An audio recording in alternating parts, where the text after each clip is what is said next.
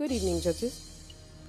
From ancient times, when the Greeks went to Timbuktu and Egypt to acquire knowledge in mathematics, astrology, architecture, and philosophy, Africa gave the West the foundations on which their civilizations are laid today. Slavery and colonialism brought about the Industrial Revolution of Africa and Europe through the human and natural resources of Africa. Today, Africa still continues to fuel the lifestyle of the West, producing the essential raw materials that make up 65% of the imports of the United States, 45% for France, and 65% again for the United Kingdom. 6 out of the top 10 diamond-producing nations in the world are African. Botswana, in particular, produces the most diamonds in the world in monetary terms. Guess where the money is spent? 80% of the diamond industry's money is in New York City, $57 billion US. And anybody who's heard the story of blood diamonds knows what this has cost Africa.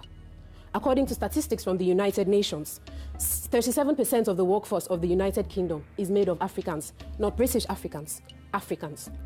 Due to overuse, pollution, environmental degradation, the natural resources of the West are gradually coming to an end, regardless of technology and whatever measures are put in place. The truth is unavoidable. It is inevitable.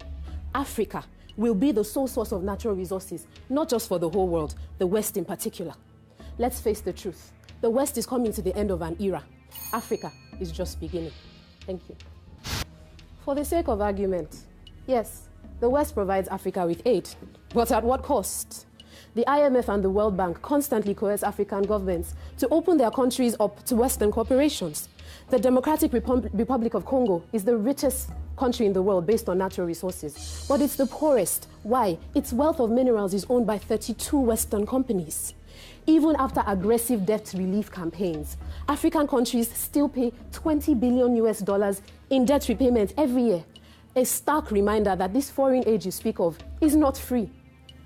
The notion that the West educates us in any way is a myth, because they simply use a psychological means to make us dependent on them. Let's not deny the facts that Africa contributes 70% of the world's cocoa, 34% of its coffee, 50% of the gold that the world uses is from Africa. Let's face facts. Africa, if taken out of the equation, leaves the West finished, empty, dry. Thank you. Olumide, first, let me congratulate you on taking a very difficult position. I must say that I thoroughly liked your introductory gambit, where you gave us a lot of statistical information. Let me just warn you, there's one word you butchered. The word is colonialism. But we'll talk about that some other time. I like the way you ended your argument, that it leaves Africa, it leaves it empty, finished, and dry. Well done. Africa, lifeline of the West, that's a joke. A lifeline is a rescue instrument from existing danger, and Africa is the continent in danger. The fact of the matter remains that Africa is grappling for survival, and the Western foreign policy has taken a sympathetic course because of Africa. Combined reports of the United Nations and the World Bank reveal that 75% of the population in Africa are poor. Life expectancy in Africa is about 49 years. 65% of the people living with HIV and AIDS in the world are in Africa. 43% of children in Africa do not have access to safe water. About 200 million people in sub-Saharan Africa alone are undernourished. About 16 million African children are orphaned by HIV and AIDS in Africa. Every 3 seconds, a child dies of hunger in Africa. About 200,000 child slaves are sold in Africa yearly. This is a pathetic situation.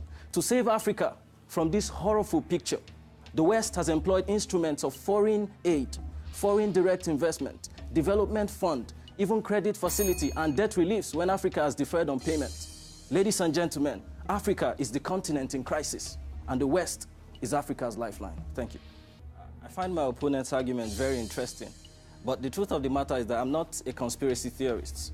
Conspiracy theories are very interesting, and my opponent seems to be a supporter of conspiracy theories. Let me give you the facts about this matter. As far as contemporary issues are concerned, trade for Western countries with Africa is only about 10% of the entire international trade of Western countries. Whereas for most African countries, their economies are heavily dependent on the West. The truth of the matter is that several African countries depend on the West for foreign aid. Let's even leave international trade aside and forget about the profits that African countries rake in yearly from trade with Western countries. For foreign aid alone, several economies in Africa are heavily dependent on the bonanza, if you like, that they get from foreign countries. So, as far as this argument is concerned, is Africa the lifeline of the West? Absolutely not. How can Africa rescue the West from danger when Africa is in crisis? The West, on the contrary, is Africa's lifeline. Thank you.